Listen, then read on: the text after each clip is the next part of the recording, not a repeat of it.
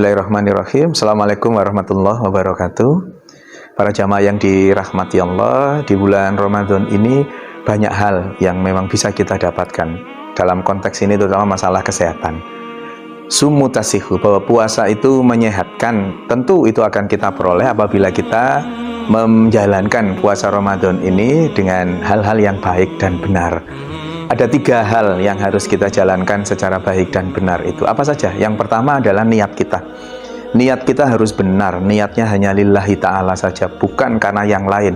Termasuk juga ada yang dipelesetkan bahwa kemudian saya ini puasa supaya sakit saya sembuh, saya ini menderita diabetes, saya ini menderita hipertensi supaya terkontrol, maka saya harus berpuasa. Bukan. Niatnya hanya lillahi ta'ala, hanya karena Allah semata, maka distabilkan, dinormalkan gula darahnya, distabilkan tekanan darahnya, itu adalah bagian dari bonus itu. Maka niatkan puasa kita ini hanya karena Allah semata. Ada cukup banyak penelitian terkait dengan niat ini. Kalau dalam perspektif fikih innamal a'malu binniyat, dalam perspektif kesehatan, ternyata niat yang lillahi ta'ala itu menyehatkan. Bagaimana bisa niatan yang lillahi ta'ala itu menyehatkan? Ada di salah satu bagian di otak yang menjelaskan tentang hal itu, bahwa kalau niat kita lillahi ta'ala hanya karena Allah semata, maka tubuh mensupport untuk kemudian mendukung niat itu menjadi sebuah kenyataan. Jadi kalau puasa niatnya lillahi ta'ala hanya karena Allah semata, tubuh akan mensupport untuk kemudian mendapatkan manfaat kesehatan dari hal itu.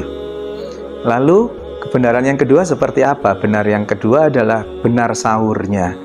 Sahur yang benar itu seperti apa? Di hadis riwayat Anas bin Malik dari Zaid bin Thabit itu dikatakan bahwa Rasulullah itu jarak antara sahur dan azan itu sekitar 50 ayat.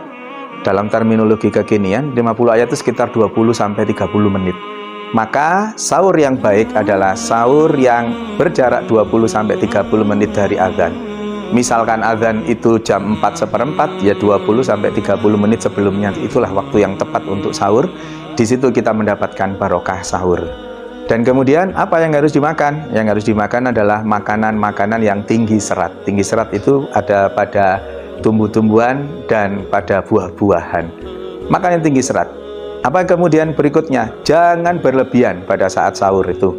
Jangan makan berlebihan. Jangan punya asumsi bahwa ini puasa 14 jam ndak makan, ndak minum, maka sahurnya harus kekenyangan, harus sampai kenyang. Salah itu. Sahur cukup seadanya, cukup bagi buat tubuh kita. Karena di Al-A'raf ayat 31 dikatakan, Kulu wasrobu wala tusrifu innahu la yuhibbul musrifin. Silakan makan, silakan minum. Dalam konteks ini silakan sahur, silakan minum, tapi jangan berlebihan. Kenapa? Karena Allah benci dengan orang yang berlebihan. Maka berlebih tidaknya pada tubuh kita masing-masing, tentu kita memahami itu. Yang berikutnya sahur yang benar adalah setelah sholat subuh jangan tidur. Kenapa? Karena aktivitas pencernaan kita akan menurun dan kemudian proses pencernaan di dalam tubuh kita juga akan jelek.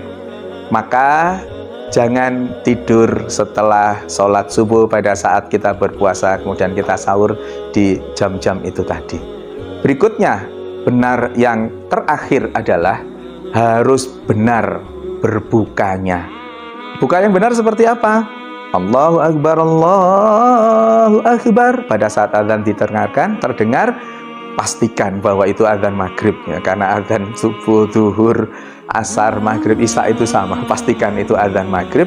Begitu positif bahwa itu azan maghrib, maka apa yang kemudian dilakukan? Minumlah. Boleh minum manis, boleh minum air biasa, kemudian kurma. Kenapa harus kurma? Kenapa Rasulullah menuntunkan kurma? Karena di kurma itu banyak sekali manfaatnya. Dan kurma itu rantainya sangat sederhana. Bisa dibayangkan lambung yang istirahat sekian jam pada saat kita berpuasa itu, kemudian mendapatkan asupan makanan untuk dicerna, maka asupan makanan itu harus masakan makanan yang sederhana. Kurma adalah makanan yang sederhana itu. Disebutkan bahwa rantainya adalah monosakarida. Mono itu satu, maka sederhana. Ibaratnya setelah lambung tidur istirahat sekian jam, kemudian diberi sesuatu untuk dikerjakan, maka tidak boleh itu yang secara mendadak langsung itu. Maka cukup yang sebagai masa transisi dengan kurma itu. Jadi ternyata disunahkannya kurma itu punya berbagai macam kepentingan di dalam tubuh kita. Supaya lambung tidak kaget, supaya lambung bisa menjalankan fungsinya dengan baik setelah istirahat sekian jam itu. Kalau di kita, di Indonesia istirahatnya sekitar 11 jam. sahur 3 jam, 2-3 jam mencerna makanan, 11 jamnya adalah istirahat. Pada saat istirahat itu lambung butuh ketenangan. Maka pada saat kemudian diaktifkan lagi untuk bekerja, butuh masa transisi. Masa transisinya berupa apa? Berupa diberikannya kurma itu. Maka kenapa dituntunkan untuk berbuka dengan kurma, disunahkan buka dengan kurma? Salah satunya sebagai masa transisi untuk aktivitas lambung berikutnya. Menjadi salah ketika kemudian pada saat berbuka, minum, kemudian kurma disambung langsung dengan OT-OT. Disambung langsung dengan tahu isi, disambung langsung dengan lemper. Itu cara berbuka yang salah. Itu cara berbuka yang tidak dibenarkan secara sunnah Rasul maupun secara medis. Yang benar adalah dengan kurma tadi kemudian stop, baru nanti boleh makan makanan berat itu 30 menit kemudian. Jadi para jamaah sekalian, selama kita berpuasa dengan menjalankan 3 hal benar itu, benar niatnya, benar sahurnya, benar berbukanya, insya Allah kita akan mendapatkan kesehatan yang optimal dengan puasa itu. Insya Allah penyakit apapun akan Allah sembuhkan melalui puasa yang kita jalankan itu. Insya Allah pula kita akan diberi kesehatan yang optimal dan dijauhkan dari penyakit apapun. Semoga ada manfaatnya. Nasrun minallah wa fathun qarib wa basyiril mu'minin. Assalamualaikum warahmatullahi wabarakatuh.